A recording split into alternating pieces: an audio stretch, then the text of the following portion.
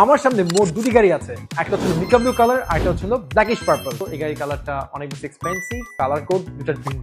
মিকা blue এবং blackish purple এই দুটো কালারের মধ্যে পার্থক্য আজকের ভিডিওর মাধ্যমে আমরা জানার চেষ্টা করব। মিকা ব্লু কালারের কালার কোড হচ্ছিল 221, যেটা আমার হাতে ডান দিকের গাড়ি, যেটা স্কোয়ার হাইব্রিড ইউনিট। মেইনলি আপনি ব্লু এর মধ্যে বেশ কয়েক রকম শেড দেখতে পাবেন এবং এক এক সময় দিনের আলোতে একরকম লাগবে, বিকেলবেলা একরকম লাগবে, রাতের বেলা আরেক রকম কালার লাগবে।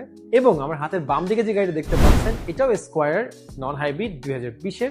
এই গাড়ির কালার হচ্ছে ব্ল্যাকিশ পার্পল, যেটা আমরা একটু কাছ থেকে দেখলে বুঝতে পারবো। কালার কোড হচ্ছিল 220। এই ধরনের কালারের গাড়ি যখন রাস্তায় চলে it comes up with a different vibe. গাড়িগুলো যেহেতু আমাদের শোরুমে দিয়ে আপনারা সরাসরি এসে ভিজিট করে এই গাড়িগুলো নিতে পারেন। আমাদের শোরুমে হাইব্রিড নন হাইব্রিড গাড়ির মধ্যে বিভিন্ন কালার অপশন আছে। আপনাদের যেটা পছন্দ হবে ইনশাল্লাহ আমরা চেষ্টা করবো আপনাদের পছন্দটা মিলে দিতে। মিকা ব্লু কালারের দিক থেকে যদি বলি, গাড়ি কিনতেও আমাদের বেশি পড়ে যখন আমরা জাপান থেকে কিনি।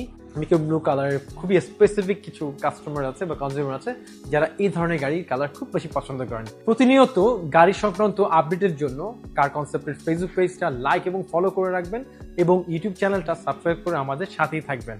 আমাদের শোরুমের ঠিকানা 70/15 পল্টন লাইন, জাতীয় স্থান ভবনের ঠিক পাশে। আপনাদের সাথে এরকম ছিলাম আমি নাইম ইসলাম চৌধুরী, নাইম, কার কনসেপ্ট গাড়ির শোরুমের ওনার সাথে থাকার জন্য আপনাদের সকলকে অসংখ্য ধন্যবাদ। আল্লাহ হাফেজ।